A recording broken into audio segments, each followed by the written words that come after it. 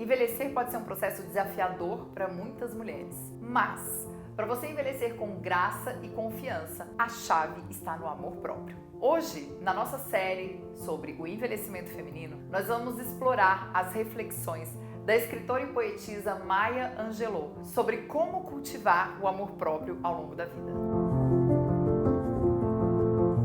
No vídeo de hoje, nós vamos falar sobre a importância do amor próprio no envelhecimento feminino. Hoje nós vamos olhar para as reflexões da poetisa Maya Angelou do livro Cartas à Minha Filha, em que ela nos estimula a uma reflexão sobre o amor próprio e a confiança durante o processo de envelhecimento. Vamos começar definindo o que é amor próprio e como ele se relaciona com o processo de envelhecimento feminino. O amor próprio é a capacidade que a gente tem de se olhar com amor. Então, sempre que eu peço para as minhas clientes fazerem, por exemplo, os valores pessoais, muitas delas colocam, eu tenho um valor pessoal de amor. E aí começa a descrever o amor pelo pai, pela mãe, pelo marido, pelos filhos, periquito, cachorro, papagaio. Esquece dela mesma. E aí eu pergunto, e o amor por você mesma? E o seu amor próprio? O quanto você se ama? O quanto você faz coisas por você? Porque tudo isso entra no conceito de amor próprio. E como é que esse amor próprio ajuda a gente a encarar o envelhecimento? O amor próprio é como se fosse um tronco que estivesse aqui dentro da gente. Tem uma autora que eu gosto muito de um livro chamado Indomável, que ela diz o seguinte, que esse amor próprio, ele constrói a nossa árvore de toque. A nossa árvore de toque é aquela árvore que quando a gente está perdido na floresta, a gente segura nela para que quem está buscando a gente para fazer o resgate nos encontre. E o amor próprio, ele é assim. Ele funciona como a nossa árvore de toque. É para onde a gente volta quando as coisas estão meio nebulosas e turbulentas na nossa vida. E o que não é o processo de envelhecimento feminino, senão um processo de nebulosidade. Um processo em que a gente não sabe, não entende o que está acontecendo. Eu encaro muito o envelhecimento e a menopausa como a adolescência. Eu costumo dizer que a minha filha, ela já está num corpo de mulher, mas a cabeça ainda é de criança. Ela não entende direito que ela está num corpo de mulher.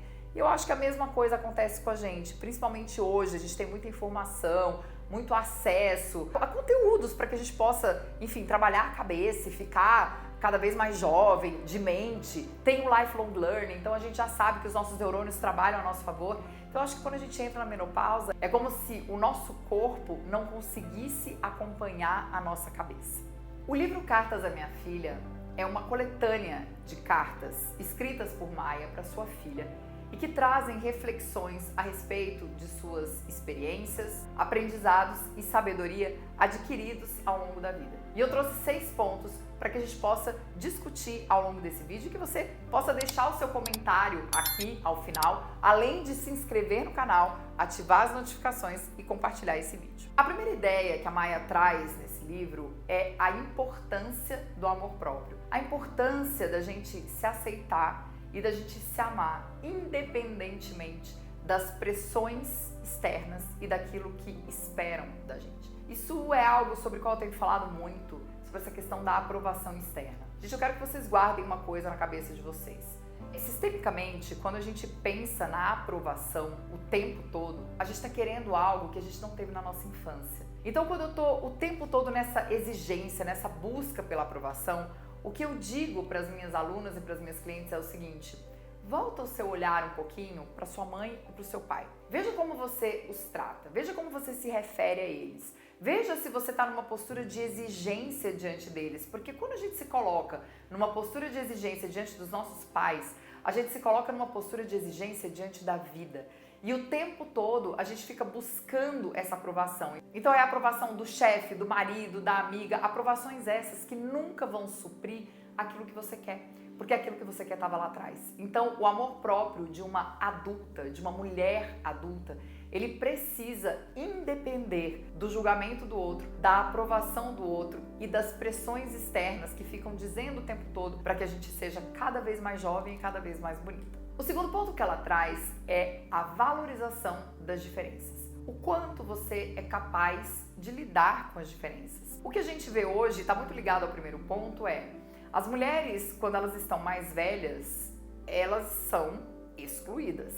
Isso é algo que é muito presente, é um etarismo mesmo que existe em relação às mulheres. Eu acho que por isso existe essa busca tão incessante pela aparência mais jovem. Então, é a barriga sarada, é o uso de hormônios, é a quantidade de preenchimento. Por quê? Porque se eu não for nova, eu não me sinto pertencente. Se eu não tiver a aparência de uma mulher nova, é como se eu não pertencesse a esse núcleo que as pessoas colocam como um núcleo normal. Então, essa valorização das diferenças, e olha que é um livro escrito há muito tempo, tá, gente? Então, pensa que isso já não é de agora.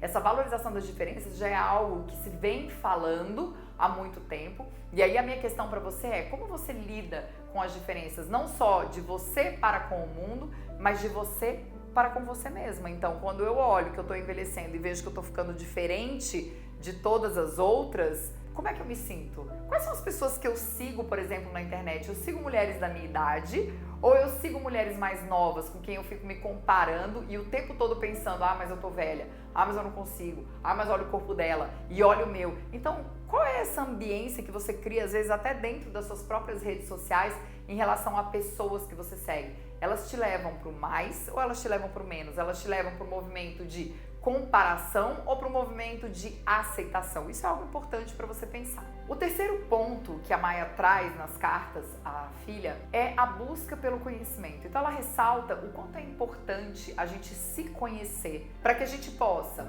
olhar para as diferenças e para que a gente possa sentir esse amor por a gente mesma. Então eu sempre digo que o autoconhecimento, ele é poder.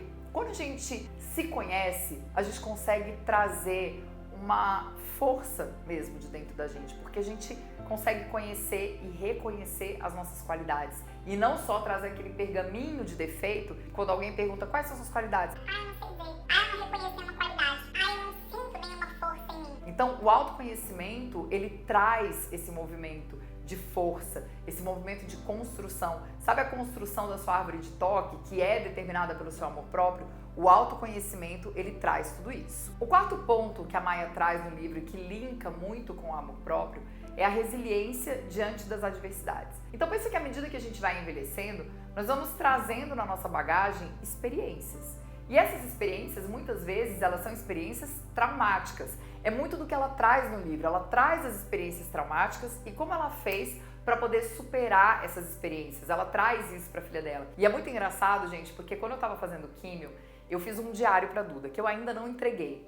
Mas ao longo desse diário eu fui colocando as experiências muito ruins que eu fui passando, porque eu não gostaria que ela visse naquela época. Então eu ia escrevendo para ela e eu ia colocando assim, a mamãe passou por isso, mas eu fiz isso para poder superar. Eu passei por isso, mas fiz aquilo. Então, sempre pro problema, eu trazia para a solução. E no final do diário, eu escrevi assim para ela, talvez você não passe pelo que eu passei, eu espero que você não passe mesmo, mas eu quero que você entenda que qualquer que seja a situação pela qual você passe, existe algo chamado resiliência, que é você passar pela situação e você não voltar ao mesmo estado, mas você voltar mais forte do que o que você era quando você passou por aquilo. Eu acho que linka muito com essas cartas à minha filha, da Maia, porque ela traz esse aprendizado de resiliência. Então, quanto através desse movimento de superação e que me trouxe resiliência, eu consigo desenvolver o meu amor próprio para que eu possa aceitar essa finitude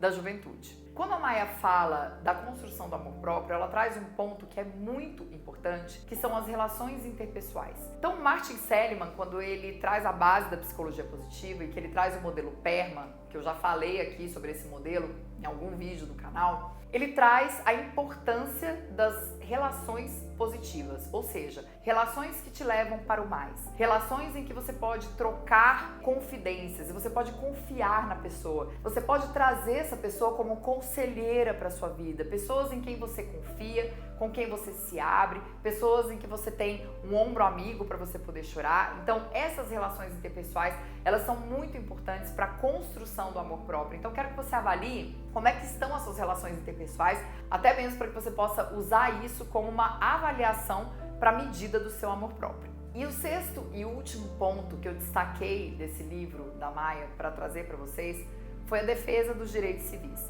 Então, ela fala muito dessa igualdade de direitos no sentido do salário, no sentido dos cargos. Então hoje, o quanto a gente ainda vê no mundo corporativo, principalmente, mulheres fazendo a mesma coisa que os homens e ganhando muito menos. Mulheres fazendo a mesma coisa que os homens e com cargos mais baixos. Então, ela traz muito essa questão da defesa dos direitos civis como uma construção do amor próprio. Porque se a gente entende que o amor próprio é algo muito mais amplo, nós também estamos falando disso. Porque imagina, você passa 10 horas, 8 horas do seu dia no trabalho. E quando você se percebe no movimento de estar fazendo a mesma coisa que um homem, por exemplo, e você não consegue ter uma promoção, você não tem o mesmo salário, ele é promovido e você fica aqui embaixo, como é que você acha que fica a sua percepção de amor próprio? Então, ela traz essas reflexões que são muito importantes em relação à defesa dos direitos civis no livro Cartas para Minha Filha. E a pergunta que fica para você, além de você, obviamente, poder comentar esses 6 pontos que eu trouxe a respeito do livro, é a seguinte: você tem cultivado o amor próprio na sua vida? Pensando nesses 6 pilares que eu trouxe, a quantas anda o seu amor próprio? Conta aqui pra mim que eu quero saber. Pode abrir seu coração aqui nos comentários que eu vou adorar ler o que você tem pra escrever pra mim.